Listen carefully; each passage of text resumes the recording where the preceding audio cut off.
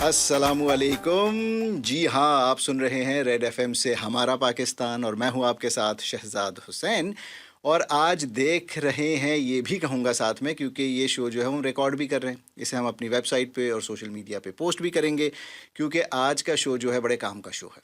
अगर हम आपको बता सकें कि कितनी मुस्कुराहटें हैं हमारे चेहरे पे, क्योंकि डेंटिस्ट सामने बैठे हों तो सबसे ज़्यादा एक ही सवाल होता है, दांत, है ना।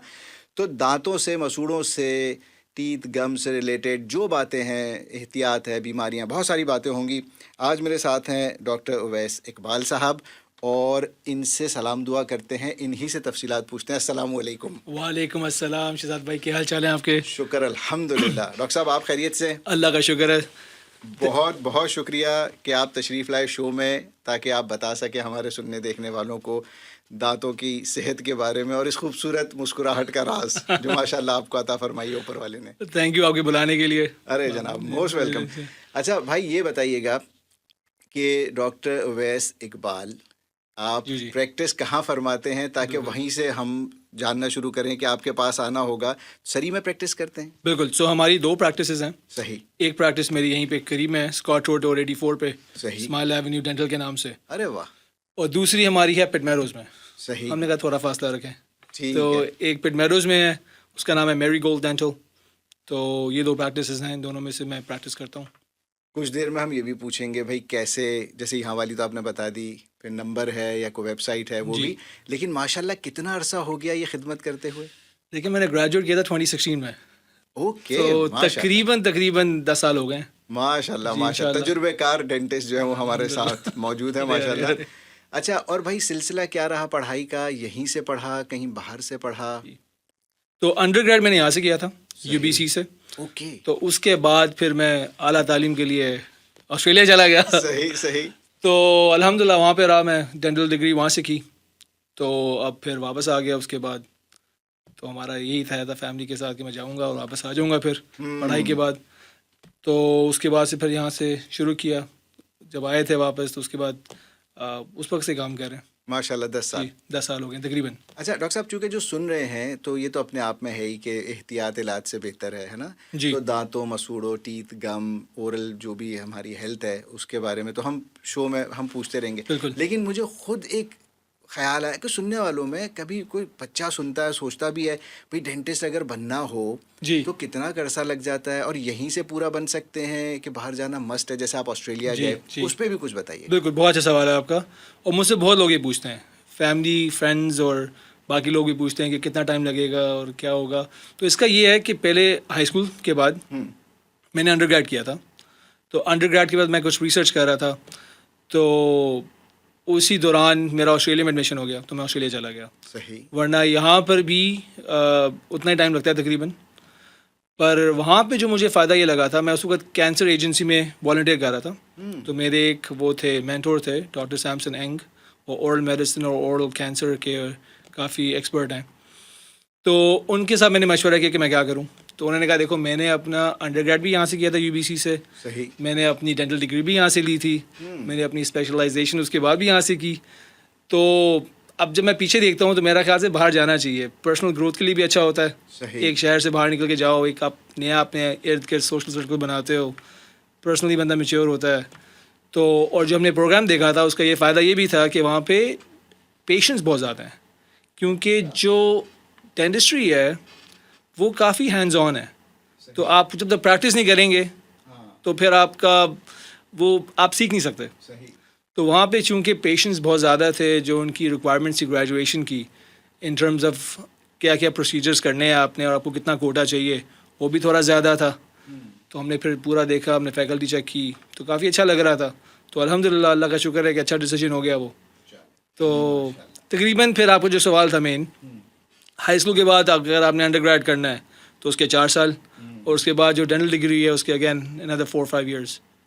यहाँ करें वहाँ यहाँ करें या वहाँ करें। अब ये है कि काफ़ी जगह पे पहले तो ये था कि आप सीधा हाई स्कूल के बाद जा सकते हैं वो करने के लिए, डेंटिस्ट्री करने के लिए। पर नॉर्थ अमेरिका का और ऑस्ट्रेलिया का भी ऐसा ही हो रहा है कि वो कहते हैं कि नहीं, पहले आप अंडरग्रेड करें। उससे ये होता है, मैं भी सोचता था क्या फ़ायदा है इसका, क्यों हम अंडरग्रेड कर रहे हैं पहले। मुझे पता है, मैंने ग्रेड 9-10 से मुझे पता था मैंने डेंटिस्ट्री करनी है। तो अंडरग्रेड करने का क्या फ़ायदा है? पर मुझे अब समझ आ रहा है कि उसका फ़ायदा ये होता है, जो डेंटिस्ट्री है ना, जैसे मेडिसिन है, इंजीनियरिंग है, बाकी और फील्ड्स हैं, वो आपको एक मैकेनिक बनाता है। मतलब कि आप एक चीज़ में आप स्पेशलाइज कर रहे हैं, बस उसी में घुस रहे हैं, वो ही कर रहे हैं आप day in and day out. Undergrad का फ़ायदा ये होता है कि आपको एक वेल राउंडेड इंसान बनाता है वो, क्योंकि आप डिफरेंट कोर्सेज लेते हैं, आप इलेक्टिव्स लेते हैं, आप ये लेते हैं, वो लेते हैं, तो आपको समझ आता है कि पूरी आसपास क्या हो रहा है। तो जो मेरा अंडरग्रेड था वो तो वैसे था तो सेल बायोजेनेटिक्स में था, मगर मैंने उसमें इकोनॉमिक्स के भी कोर्सेज लिए, मैंने उसमें अर्थ एंड ओशन साइंस के भी कोर्सेज लिए, मैंने उसमें रॉक एंड जेम भी कोर्स लिया। तो वो बड़ा मज़ा आता है कि जब किसी से गुफ्तगू हो रही होती है तो आपको एक पता चल रहा होता है कि दुनिया में और भी चीज़ें हो रही हैं। डॉक्टर साहब, बातें जो हम कर रहे हैं उसमें बस ये बात निकल ही आई है, तो कुछ देर में आपसे कुछ खाने पीने की भी बात करेंगे। बिल्कुल। कि चॉकलेट वगैरह जो है ना, खाएं नहीं खाएं, खाएं तो किस तरह एहतियात करें। बहुत सारी और बातें हैं जी। जो दांतों की सेहत है, मसूड़ों की सेहत है, उसके बारे में, और उससे जुड़ी हुई मिथ्स भी बड़ी हैं, कुछ मिसकॉन्सेप्शन भी बड़े हैं। तो सही बात उन है। पे अगर कुछ रोशनी डालें, फिर आगे और टॉपिक्स पे हम आते हैं। देखिए, मैं सर्जरी में प्रैक्टिस कर रहा हूँ बहुत अरसे से। सही। तो हमारे ज़्यादातर यहाँ पे जो पेशेंट्स हैं वो इंडिया पाकिस्तान से हैं। सही। आपको पता है हमारे वहाँ पे पहले इतनी डेंटल केयर और ओरल हेल्थ के बारे में इतनी अवेयरनेस नहीं थी। सही। तो काफ़ी मैं पेशेंट्स देखता हूँ जिनके बड़े मज़े की मिथ्स होती हैं। तो वैसे तो ये कि जैसे स्केलिंग करा रहे होते हैं, हमारे सही। स्केलिंग का कॉन्सेप्ट शायद इतना नहीं है वहाँ पे। हाँ। तो लोग कहते हैं नहीं स्केलिंग नहीं करानी क्योंकि मेरे दांत घिस जाएंगे। ठीक है। ये स्केलिंग मैंने कराई थी एक दफ़ा, उसकी वजह से मेरे दांत बहुत ख़राब हो गए हैं। ओके। तो ये बड़ी एक ऑन अ डेली बेसिस में सुनता हूँ। सही।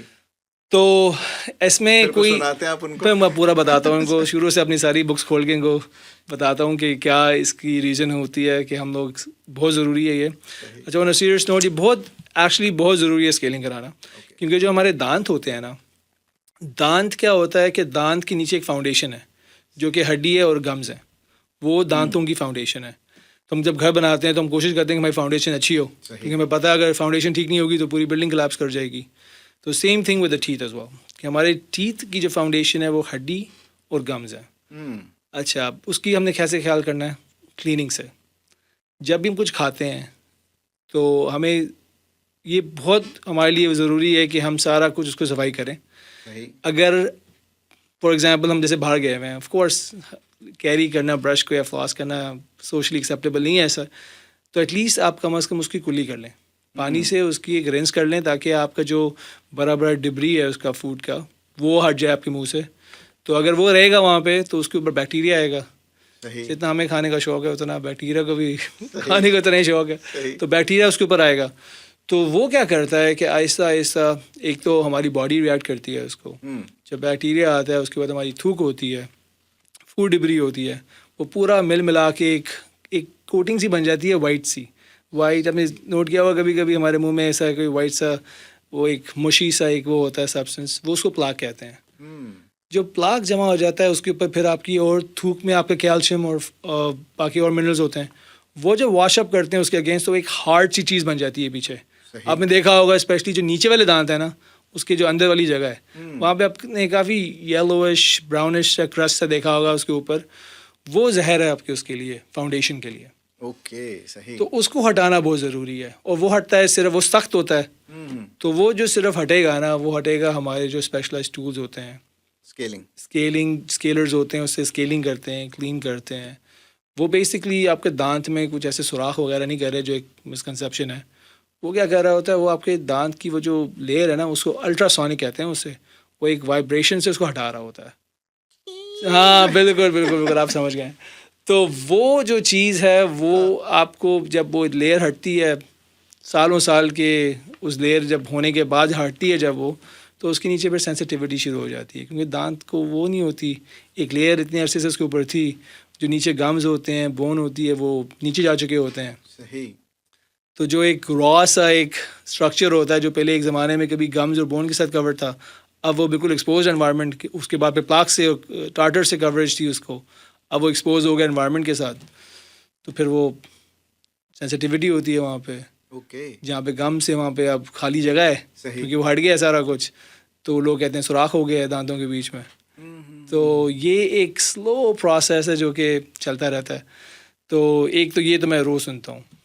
तो ये मुझे बड़ी मज़े की लगती है कि ऑन अ डेली बेसिस मुझे शरीर में तो मैं सुनता हूँ एक दफ़ा। दांत नहीं घिसे, वो जो उसके ऊपर जो अनवांटेड लेयर जम गई थी उसको हटाया गया। बिल्कुल। तो वो जो ची है उससे बहुत सारे लोगों की भी ची निकल जाती है, मगर वो जरूरी है।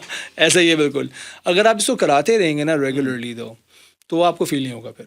सही। हम क्या करते हैं कि अगर एक दफ़ा कराया, काफ़ी सालों के बाद हमें फिर उससे अच्छा नहीं लगा, सेंसिटिविटी हो गई, होल नज़र आना शुरू हो गए, गैप नज़र आना शुरू हो गए, तो लोग घबरा जाते हैं। फिर कहते हैं यार अब मैंने ये नहीं कराना कम अज़ कम। पर वो बहुत ज़रूरी है, क्योंकि अगर आपको उसके आपको इफेक्ट्स अभी नज़र नहीं आएंगे, वो आप जब एक अरसे बाद जब आपके दांत हिलना शुरू हो जाएंगे ना, फिर पता चलेगा यार कितना ज़रूरी था ये कराना। यानी इसका अल्टीमेटली आपने कहा नुकसान फाउंडेशन को है, तो वो दांत हिल भी सकते हैं उसके। अगर आपके दांत में कोई कैविटी नहीं भी लगी हुई, तो अगर ये रहता है उसके ऊपर, तो अल्टीमेटली आपके दांत हिलना शुरू हो जाएंगे, क्योंकि हड्डी ख़त्म हो जाएगी ना। तो हड्डी ही बेसिकली हर चीज़ का वो है, फाउंडेशन है। डॉक्टर साहब बात कर रहे थे मिथ्स पे, कुछ मिसकॉन्सेप्शंस हैं, कुछ गलत फहमियाँ हैं। अच्छा, वो उससे दोहरा नुकसान है, एक तो जो कराना चाहिए वो नहीं कराते, और इन मिथ विथ के चक्कर में फिर टोटके शोटके भी हो जाते हैं। तो एक आपने वो जो, अब मैं ची इसलिए कह रहा हूँ, बहुत सारे लोग ना भागते हैं उस आवाज़ से, वो जो ची करके जो स्केलिंग की होती है। तो अब जो चीज़ ज़रूरी है वो तो करानी पड़ेगी। आपने कहा भाई स्केलिंग बड़ी ज़रूरी है, उससे दांत नहीं घिस रहे, टाटर या जो भी ऊपर लेयर चढ़ गई जो नुकसान वो हट रही है। इसके अलावा कोई आप देखते हैं कोई गलत फहमियाँ, कोई मिसकॉन्सेप्शंस हैं? जो आपने ची की बात की है ना, कि लोगों को लगता है कि बहुत दर्दनाक एक जगह है ये, सही। कि डेंटिस्ट के आस पास आना मतलब कि एक दर्द की लहर होगी, हाँ। और उसमें हम डूब रहे होंगे बिल्कुल। तो ऐसा नहीं है। ये शायद किसी ज़माने में सच था, सही। पर अब तो मैं उल्टा देखता हूँ कि लोग दर्द में आते हैं और उनको दर्द ख़त्म करते हैं। सही। तो अब तो बहुत वो है कि हमारे पास एनेस्थेटिक है, कोई भी प्रोसीजर स्टार्ट करने से पहले हम सुन करते हैं, बंदे को तो पूरा सुन होते हैं। और अब तो इवन नीडल्स भी आप देखेंगे ना, अगर हमारी जो डेंटल नीडल्स होती हैं वो बहुत पतली होती हैं। सही। और वो लगाने से भी पहले हम उसके ऊपर एक जली लगाते हैं, ठीक है। जो अंदर मुंह के अंदर ना, ताकि जब वो क्या करता है, वो ऊपर से जो स्किन होती है उसको वो नम कर देता है, सुन कर देता है। जब सुई जाती है उसके थ्रू, तो फिर आपको इतनी दर्द नहीं होती। सही। लोगों का डर क्या होता है कि सुई लगेगी, सुई से दर्द होगी, तो वो सुई से लगाने से पहले भी हम वो लगाते हैं। ठीक है। और जो हमारी एक, मैं जो बता रहा हूँ कि सुई बहुत पतली होती है, अगर आप कभी ब्लड टेस्ट करवाने जाते हैं तो उसके अगर आप सुई देखेंगे ना, वो काफ़ी मोटी होती है। सही। तो हमारे डेंटल जो नीडल्स होती हैं उसकी बनस्पत, तो वैसे ही उसका दर्द कम है। सही। और उसके ऊपर भी हम जली लगाते हैं ताकि दर्द और भी कम हो। मगर मैं समझ सकता हूँ कि वो मुंह में लग रहा है, जगह ऐसी है, इसलिए आप शायद लोग डरते हैं उससे। मगर ये इतना दर्द वाला जो चक्कर है ना, वो तो तकरीबन आप हमने बहुत कम कर दिया, ख़त्म हो गया तकरीबन।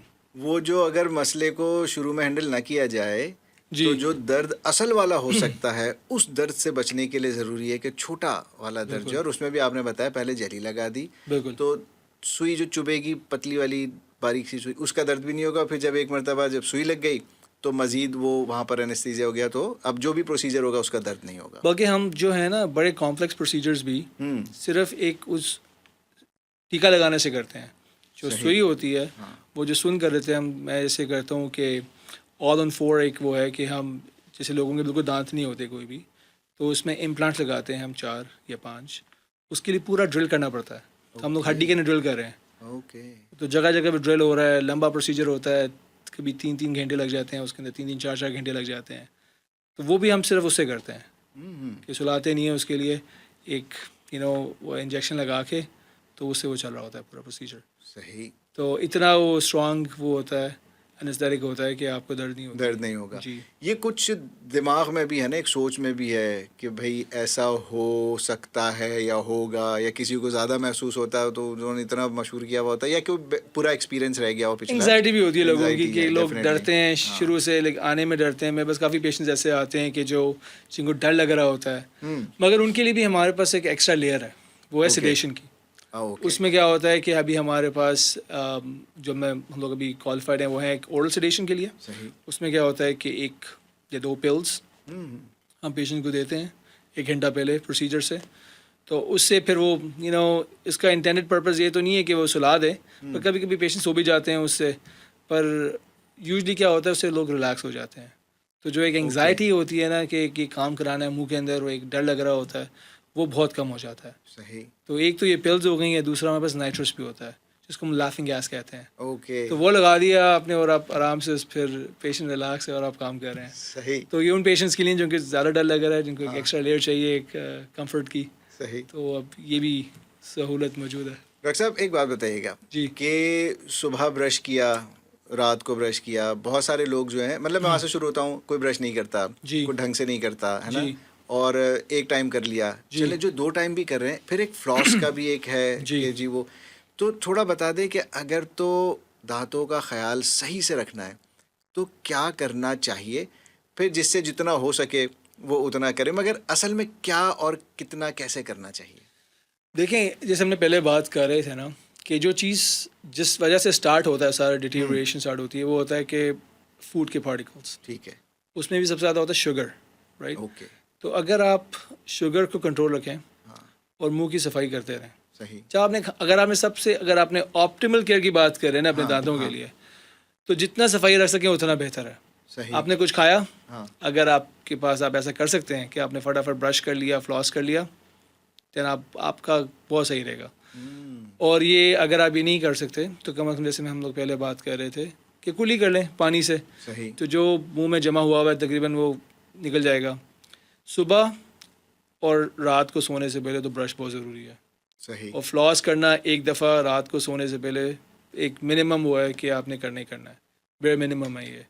क्योंकि उससे क्या होता है, अगर आप नहीं करते और आप सो जाते हैं, तो जो आपने खाया था पूरे दिन का और वो फिर मुंह के अंदर है, सही, तो बैक्टीरिया की पार्टी हो रही है अंदर। अब उसकी दावत अभी उसकी तो पार्टी शुरू हुई है। पार्टी शुरू हो जाती है उनकी फिर। डॉक्टर साहब इसमें सीक्वेंस वाइज क्या कोई फ़र्क पड़ता है, पहले फ्लॉस कर लें फिर ब्रश कर लें या बस कर लें, ये अहम है? देखें, अगर कुछ तो कर लें, कुछ तो ठीक है, करें, वो ज़रूरी हाँ। है। अगर आपने पूरा प्रॉपर करना है ना, तो ये मेरा प्रोटोकॉल ये वाला है कि मैं क्या कहता हूँ कि पहले आप एक दफ़ा जब स्टार्ट कर रहे हो तो रिंस कर लें मुंह को, ओके, तो जो बड़ा बड़ा डिब्री है वो सारा निकल जाए, निकल गया, ठीक है। उसके बाद आप करें फ्लॉस कर लें। ठीक है, फ्लॉस से क्या होता है कि आपको भी फ्लॉस पकड़ लें। यूजुअली हम लोग रेकमेंड करते हैं, जो गोल्ड स्टैंडर्ड है, कि वो स्ट्रिंग होती है, उसको रैप करके फिंगर्स में सी बनाएं दांतों के साथ, वो अगर कर सकते हैं आप तो सबसे अच्छा है। अगर नहीं कर सकते तो कोई भी फ्लॉस स्टिक पकड़ के, जो भी आपके लिए आसान है, उससे आप फ्लॉस कर लें फटाफट। ठीक है, फिर आप चीज़ होती है वाटर पिक, वो एक है वाटर फ्लॉसर बेसिकली। सही, वो क्या करता है, वो पानी फेंकता है प्रेशर से।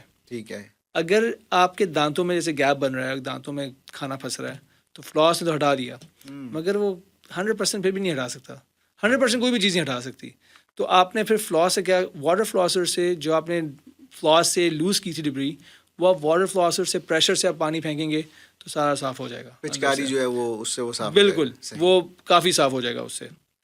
उसके बाद आप क्या करें, फिर ब्रश कर लें आप, सही, और ब्रश करने के बाद आप अच्छी तरीके से थूक दें। हाँ, अब वो कुल्ली करने की ज़रूरत नहीं है। तो उससे क्या होगा कि जो एक फ्लोराइड की, जो टूथपेस्ट में फ्लोराइड होता है ना, उसकी एक पतली सी लेयर आपके दांतों पे रहेगी। फ्लोराइड क्या करता है, वो एक एंटी कैविटी वो होता है, सही। तो उससे आपके कैविटी लगने का खर्चा कम हो जाएगा। अच्छा, जितनी बार थूक सके थूक ले, मुंह में से सारा वो चला सब गया, निकाल हाँ, दें लेकिन आप, कुल्ली नहीं की, पर एक हाँ, कुल्ली ना करें, ताकि आपको एक हल्की सी पतली सी लेयर रहे आपके दांतों के ऊपर। सही। वो जिस बात पे बेच रहे होते हैं कि फ्लोराइड वाला है टूथपेस्ट, बिल्कुल, तो वो वो लगा तो आपने रहे। फेंक दिया सारा कुल्ली करके। डॉक्टर साहब माउथ वॉश का कोई रोल है, और अलग अलग रंगों के अलग अलग दामों जी। के हैं, या नीम गर्म पानी में नमक वाला माउथ वॉश, किसी भी किस्म के माउथ वॉश का कोई रोल है कि नहीं? देखिए, इसमें बहुत वेरिड वो है, जो डेंटल एक स्टडीज़ हैं, पर जो आजकल जो चल रहा है ना, कि इतना नहीं है। अगर ओके, अगर आप प्रॉपर फ्लॉसिंग करते हैं, ब्रश करते हैं, तो बहुत मोर देन एनफ है। सही, सॉल्ट वाटर रिंसेस एक्चुअली बहुत अच्छे होते हैं। सॉल्ट सही। वाटर रिंसेस मैं खुद बड़ी बड़ी सर्जरीज के बाद रेकमेंड करता हूँ कि आप ओके। सॉल्ट वाटर रिंसेस करें। एक नेचुरल है, हम्म, एक उसमें आपको अच्छा मुंह आपको ऐसा साफ लगेगा ना, उसके बाद सही, आप ट्राई करें। आप बस अगर अपने आप ओरल हाइजीन जो रेजिमेन है ना आपका, उसमें आप इंक्लूड कर लें कि मैंने एक दफ़ा कम अज़ कम दिन में सॉल्ट वाटर रिंसेस करनी है, तो मैं बता रहा हूँ कि आपको बहुत गम्स की आपकी हेल्थ बहुत अच्छी रहेगी। मगर आपने क्लीनिंग ज़रूर करवानी है प्रोफेशनली, क्योंकि इन सब के बावजूद भी ना चीज़ें पीछे रह जाती हैं। सही, फिर वो आहिस्ता आहिस्ता आहिस्ता करके थूक लग लग के उसके ऊपर वो सख्त हो जाता है, और वो चीज़ फिर आप जो मर्ज़ी कर लें वो नहीं हटेगी। वो वाइब्रेशन वाला जो है ना, उसी जैसे जो ची ची जिसका आप कह रहे जिक्र कर रहे थे। पहले मैं ये पूछना चाहूंगा, आना कहाँ है? शुरू में आपने जिक्र किया था कि क्लिनिक आपका सरी में भी है, जी। और एक और क्लिनिक का जिक्र किया, कहाँ है, नंबर, वेबसाइट कुछ बताइएगा। बिल्कुल, देखिए, एक तो पेट मेडोज में है, सही, उसका नाम है मैरी गोल्ड डेंटल। वो है मैरी गोल्ड डेंटल नाम है उसका। सही, तो ये पिट मेडोज और मेपल रिज के बॉर्डर पे ही है। सही। तो उसका नंबर है 409-4511-604-4094 ऐसा। डॉक्टर साहब एक बार तो थोड़ा स्लो रिपीट कीजिएगा। बिल्कुल, मैं आपको ना एग्जैक्टली बता देता हूँ कि 604-409-4511 सही। ये हमारा है मेरी गोल्ड डेंटल। सही। ये है पिट मेडोज और मेपल रिज के बॉर्डर पे, पिट मेडोज में आता है वैसे ये। और दूसरा हमारा क्लिनिक है यहीं पे करीब में, स्कॉट और 84 पे। सही। इसका नंबर है 604-547-2711। तो अगर आप मेरा नाम सर्च करेंगे तो दोनों क्लिनिक भी आ जाएंगे उसमें सही। वेबसाइट पे। जी, गूगल कर लें, गूगल कर लें, वेबसाइट बिल्कुल है जो जिस तरह से भी। जी। अच्छा डॉक्टर साहब, मैंने गूगल पे सर्च किया डॉक्टर उवैस इकबाल, है ना, जी। आप आ गए। अब वहाँ से प्रोसीजर क्या शुरू होगा? वहीं से कुछ बुक करेंगे हम, अपॉइंटमेंट कॉल करें, वहाँ पहुँच जाएं, क्या करें? बिल्कुल, आप ऐसा कर सकते हैं कि हमारे पास डिफरेंट एक सॉल्यूशन जिसके हैं कि आप कॉल कर सकते हैं। हमारा ऑनलाइन भी वो है, बुकिंग सिस्टम है। ओके। जी, तो आप उसमें रिक्वेस्ट कर लें कि हमारे पास और भी डॉक्टर्स हैं दोनों जगह पे। तो अगर आप मुझे देखना चाहते हैं तो आप मुझे रिक्वेस्ट कर लें, तो वहाँ से फिर आपको कांटेक्ट कर लेगा कोई ऑफिस से। अगर आप कॉल करते हैं हमारे नंबर्स पे तो सेम चीज़ है। अगर आप उनको बताएंगे कि आप मुझे देखना चाहते हैं, वो अवेलेबल अपॉइंटमेंट आपको दे देंगे। तो हमारा सिस्टम ये होता है कि मेरे ख्याल से पहले जो आपका क्वेश्चन था कि हम कितने कितने अरसे बाद आना चाहिए। बिल्कुल। जी, तो उसका सबसे अच्छा तरीका पता क्या होता है? हमारा कोई एक हर चीज़ कस्टम होती है, हर पेशेंट्स के जो जिस तरह की सिचुएशन होती है उसके हिसाब से। तो पहला विज़िट हमारा हमेशा चेकअप का होता है। उसमें हम क्या डिटरमिन करते हैं कि हम एक्सरेज लेते हैं, ओवरऑल रिकॉर्ड्स हम लोग कंपाइल करते हैं, देखते हैं सारा कुछ। हमारे पास एक ज़बरदस्त एक इंट्रा ओरल स्कैनर भी है कि एक्सरेज तो सही है पर उसमें समझ नहीं आता कि क्या, पेशेंट को समझ नहीं आ रहा कि वो क्या चीज़ है। उसके एक्सरेज हैं, किसके एक्सरेज है, एयरपोर्ट की सिक्योरिटी के वो इमेजेस हैं, क्या है, पेशेंट को नहीं पता। तो हमारे पास एक इंट्रा ओरल स्कैनर है। वो क्या करता है कि वो एक थाउजेंड्स ऑफ पिक्चर्स लेता है और सबको स्टिच करके एक पूरा एक आपका वो बन जाता है आईपैड की तरह। आप उसमें पूरे दांत अपने चेक कर सकते हैं ओके। और जूम कर सकते हैं उसको। बिल्कुल, मैं आपको गारंटी करता हूँ कि आपने अपने दांत इतने डिटेल में कभी नहीं देखे होंगे सही। जितने मैं आपको दिखा सकता हूँ। सही। सही। तो उसके बाद हम डिटरमिन करते हैं कि आपकी क्लीनिंग की जो फ्रीक्वेंसी है ना वो कितनी होनी चाहिए। कि अगर आपके बहुत ही टेनेशियस, बहुत देर के लगे हुए, उस पर टाटर है बहुत देर का लगा हुआ, बहुत ज़्यादा है, तो हम रेकमेंड करते हैं कि थोड़ा ज़्यादा फ्रीक्वेंटली आया करें, 3 से 4 महीने के करीब। अगर तो आपका नॉर्मल चल रहा है कि अगर आप रेगुलरली डेंटिस्ट के पास जा रहे हैं, आपको जो डिपॉजिट्स हैं, जो चीज़ें फंसी हुई हैं उसमें, साथ चिपकी हुई हैं दांतों के, वो इतनी ज़्यादा अगर नहीं है तो हम 6 महीने का वो रिकॉल रेकमेंड करते हैं। और ये सारे स्टडीज़ के थ्रू है, हमारी ये पर्सनल रिकमेंडेशन नहीं है, ये recommended by all the major जो भी स्टडीज़ हैं वो ये रेकमेंड करती हैं कि 6 महीने का रिकॉल होगा अगर, तो हमें पता चलता रहेगा कि अगर कोई चीज़ स्टार्ट हो रही है तो हम उसको जल्दी पकड़ लेंगे। सही। वो आपकी जो पहले वाली बात थी कि प्रिवेंशन बेहतर है। सही। तो उसमें ये होता है कि अगर छोटी सी कैविटी स्टार्ट हो रही है ना, तो वो छोटी सी कैविटी का एक तो इलाज बहुत आसान होगा, आपकी जेब पे भी आसान होगा वो, सही। और दूसरा कि आपको दर्द वर्द का भी इतना वो नहीं होगा। जितना बड़ा मसला हो जाता है अगर आप जितना वेट करते हैं। एक और, अब जैसे हमारी मिथ की बात हो रही थी पहले, लोग कहते हैं कि यार मुझे दर्द तो हो नहीं रही, तो मैं डेंटिस्ट के पास जाने का फ़ायदा क्या है। सही। जब मैं बताता हूँ लोगों को कि जब आपकी दर्द स्टार्ट हो जाए ना दांत में, समझे गेम ओवर हो गया है।